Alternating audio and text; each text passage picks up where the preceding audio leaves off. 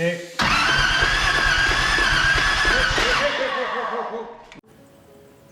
I've always had a soft spot for Datsuns.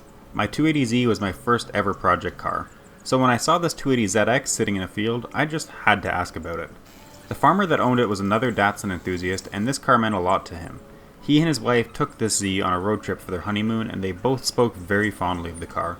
They were thrilled at the prospect of this car living on in some capacity, which I'll talk about later in the video. He was starting a family and had just started his own business, so the car ended up sitting untouched until now, 34 years later.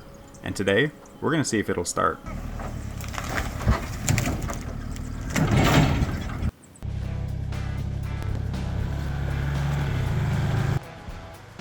I had actually started V8 swapping my 280Z, and I'm a little embarrassed to admit it, but the farther I got into this build, the more I started to regret it. I felt like I'd taken away the spirit of this car.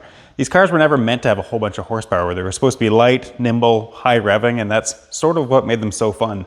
So even if I can't get the motor out of the ZX started, I'm going to be pulling that entire driveline out and using it to build a period correct motor for this car. So if that's something you're interested in seeing, now's a good time to hit that subscribe button. So this is a 1982 280ZX, and it's what they call a 2+2, which means it's a 4-seater, and it gives it this funny roof line right here. You can see it's not a fastback, it's got this little flat section here. And this also has the highest horsepower L28 that Nissan ever made, aside from the turbo models. This thing is naturally aspirated, and the NA cars came with flat top pistons, which makes it into a sort of a high compression motor. And I believe this thing actually has factory forged rods, and don't quote me on this, but it might have forged pistons as well, which is a very good starting point for building this motor. As you can see, it's disgusting under here, but it's mostly intact. So we'll check some of the fluids under here before we get this thing started, but I'll show you some of the rest of it before we get to that. So inside, like I said, is absolutely disgusting. There are some monster raccoon logs in here. I don't know what they were feeding the raccoons around there, but they're disgusting. And the shift knob looks like it's been torn apart by mice or raccoons or something. It's mostly complete in here. It's really disgusting. I'm gonna have to clean this thing out before I wanna sit in there to try to start it. And the driver's door doesn't open, which is gonna be a bit of a problem. Around back, we had a bit of a mishap unloading this car, which was okay. Every old car like this that I bought in the past always has at least one seized wheel. I kind of assumed that was the case. This thing rolls like it's an air hockey table. There is zero rolling resistance. So when it came off the trailer, it came a lot faster than I expected. I tried to get some wood in behind the tire. Didn't work, bumped right over it and slammed into the tractor we were using to unload it. No big loss because all we need is the front end of this car, and it is very rusty anyways. Luckily it didn't break the hatch or the hatch glass, in case anybody wants that. Back here, like I said, huge logs, really disgusting. You can see daylight through almost every corner of this car. It's definitely the most rusty car I've ever owned. Like if you look at the frame rails here, there's no structure left to them. Let's see if I can show you on this side. Oh, you might not be able to see because of the fuel tank. I'm actually a little bit nervous to try to get the transmission out of this car because I don't know if there's anywhere to safely put a jack stand underneath here. Like if you look through the driver's floor, that's my shop floor. There's some carpet there and that's it. There's no steel left there at all. So that was a quick tour of the most rusty car I have ever bought. So we'll make a list of the things that we need to check before we can crank this thing, and then we'll go from there. So before we get started, I definitely need to do a few things. I should probably clean the car so I'm not getting brain fungus from those absolute heaters the raccoons left me. I should check the oil and coolant levels. I'll dump a little ATF down each hole, clean around the intake because there's a lot of crud there. Check the intake to make sure there's no mouse nests inside it. Pop a new battery in, and then I'll actually have to get the driver's door to open. One of my favorite parts about buying old cars that have been sitting is doing this vehicle archaeology, getting to look through everything that's been left in the car. This is gonna be a little bit less fun because there's so many turds in here, but it'll still be neat. There's a lot of stuff back here, so I'm curious to see what we got. So I was told that the previous owner, I guess the original owner, used to own or work at a rope factory, so that's why there's so much rope in here. Holy cow, there's a lot of poop. Oh, these are the T-top bags.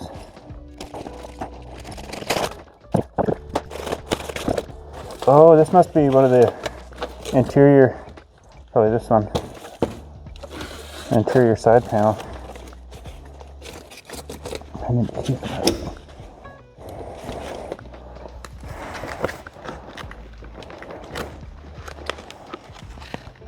Oh, that's kind of cool. Right and left. What do we think these are?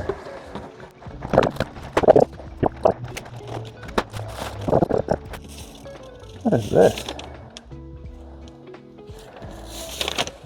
Is this their frickin' house mortgage? These are all placeholder names, I think. I hope. Look at all the mice. Ugh. All the foam has gone and dissolved into there from the mice and the ants and stuff.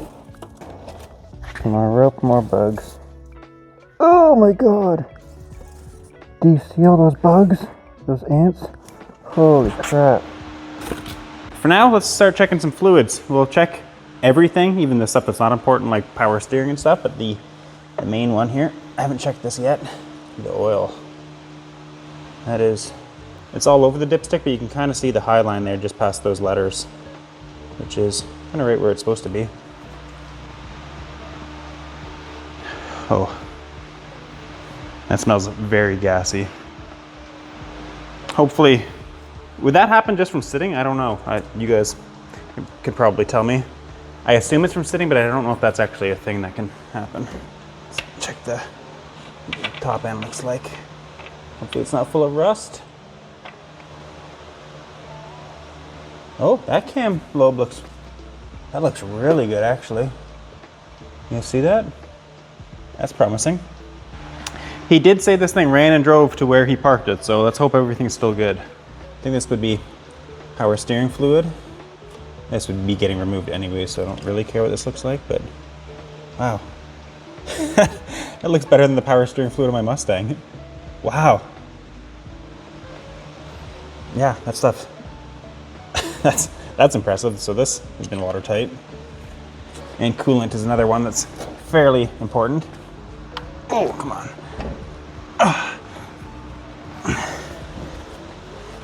There. Oh. What does pressure mean? It's got coolant and it looks very green.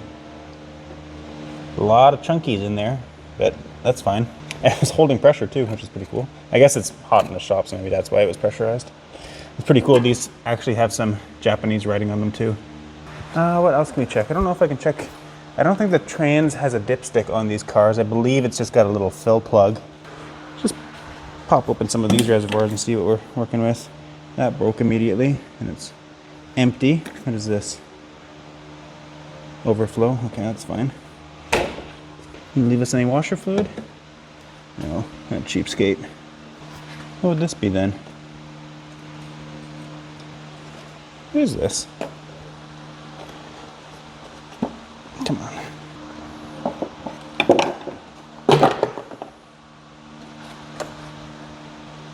Am I dumb? What is this? This is washer fluid. That's the rat overflow. I'm guessing the brake fluid is, oh, it's empty. A lot of sludge in there. Oh. We got some crystals.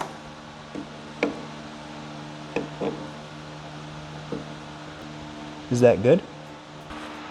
Pretty curious about this one because I feel like if there's gonna be a rat's nest anywhere, it's gonna be in the intake right here.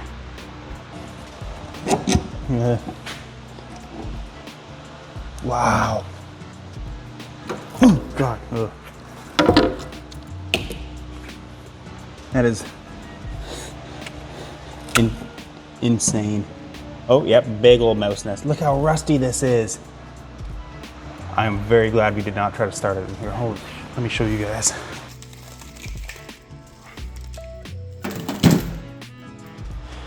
Big old mouse nest in here. Look at that thing.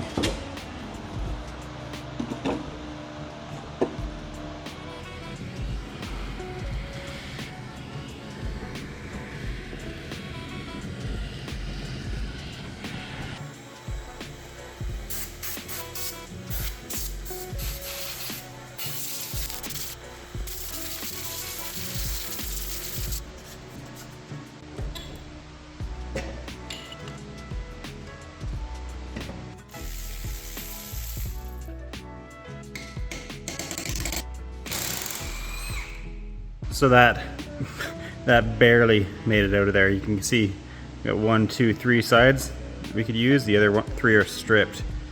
We got very lucky on that one. I've got a whole bunch of extra ATF sitting around because it's actually what my Mustang uses in its power steering pump. Either that or this is why I've been burning up power steering pumps.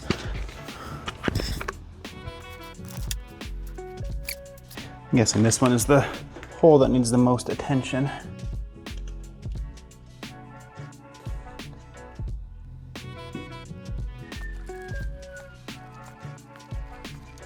So the point of dumping some ATF down each of these holes is that it should penetrate around each of the rings and hopefully prevent them from being seized. Nothing in this car has moved in 34 years, so it can use all the extra help it can get. This should also give a little bit of lubrication on the cylinder walls themselves, so if it does spin over freely, it won't just be metal on metal dry. It'll have a little bit of lubrication.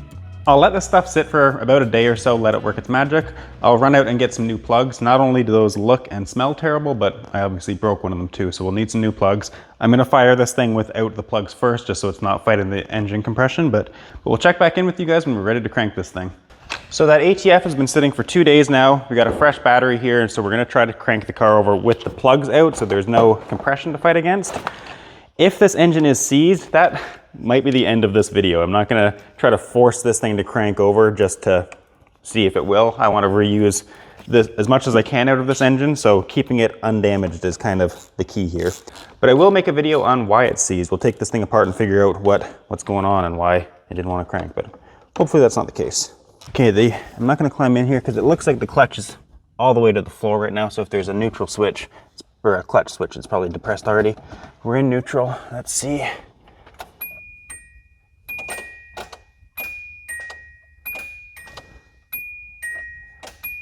That's not promising. Huh. Right there. Is it worth, can you tap the starter with a hammer? Is it easy enough to get to? Try that. Okay. Yeah. Okay. Oh. Okay.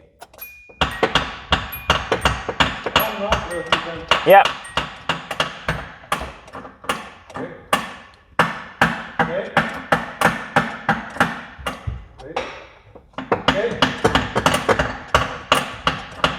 Okay. Okay. Oh. Oh. It's making me think it's a connection. Yeah. Like if we crack that positive off right there Yeah. and just clean it up and put it back on. I mean, it's clicking. It was clicking better than it did the first time. Yeah, agreed. So we were thinking that there's a bad connection on the starter, which could still be the case, but we're gonna try to just put this thing in gear. It rolled super easily, so we're gonna try to roll it back and forth and see if we can get the engine spinning a little bit first. There we go, that's first gear. That's okay.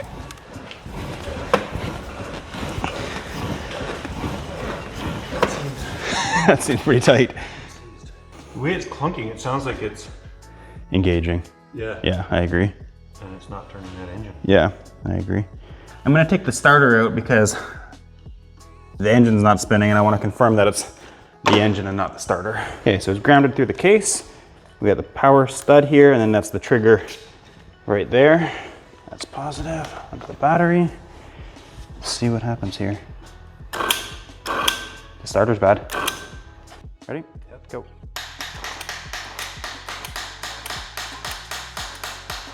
Oh, she's smoking already. Well, I think I'm basically at my wit's end with this starter. I have sprayed it with penetrating oil, I've hammered on it, I've tried taking it apart. I cannot get this thing freed up. So I went ahead and ordered a brand new replacement to see if we can get this thing to crank over. I've actually had to leave the car sitting for longer than I would have liked because I burned the crap out of my arm and hands while I was cooking a couple weeks back. They're finally healed up enough now that I can start wrenching on this thing again. I haven't even opened this up. This arrived the day after I burned my arm, so I haven't even checked to see if it's the right one. Oh no, I guess the flanges are the same size. They just look like, this one's just thicker, so it threw me for a loop, but that should work just fine. I am a little bit worried about way down, you're not gonna be able to see it, way down in that hole where the starter goes. Underneath the flywheel, there's a whole bunch of crud and I've been trying to clean it out as best as I can. I've been using a shop vac with a funnel on the end to try to get this tip down in there as far as I can to try to clean out all the crud. I'm scared as soon as this engine makes a single revolution, all that crud is gonna get sucked up into the starter and we'll be back at square one, but there's not a whole lot we can do.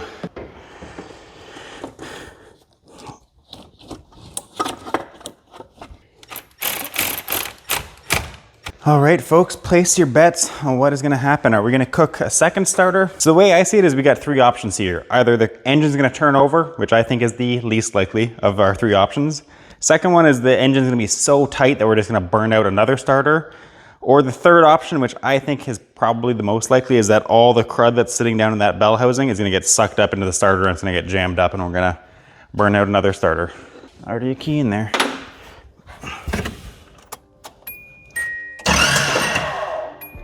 Oh, no way did it just crank that easy. That's sick. Okay, we are in business. We are in business. That is sick. Okay, ready? Okay. What? This thing's tangling up. Oh. I forgot we cut those belts. Go again? Okay.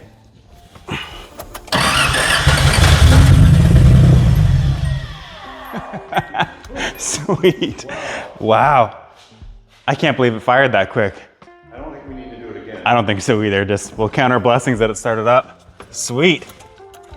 All right, we got a good motor. Stinks. Oh God, that really stinks. Well, imagine how much shit must have been carried by mice up the exhaust pipes too. Yeah, true. I wonder if I guess the exhaust probably. I don't know what's in the head sluice if something got up in the... I know, we could have just tangled up a whole mouse nest or something. Yeah. Are you tearing the whole motor apart? Yeah. Or Yeah, for sure. you just want to make sure that God, that stinks so bad. stuff from the... Everything, whatever it just got combusted stinks. Here? Yeah. That's really exciting. Yeah, it's super exciting. I cannot believe this thing started, but it sounded like a very healthy motor. I am absolutely stoked. So I'm gonna count my blessings, leave it as it is here. Next time you see this motor, we're gonna be pulling it out and disassembling it to see what it looks like inside and get ready to start building it for the 280Z. Thanks for watching, guys.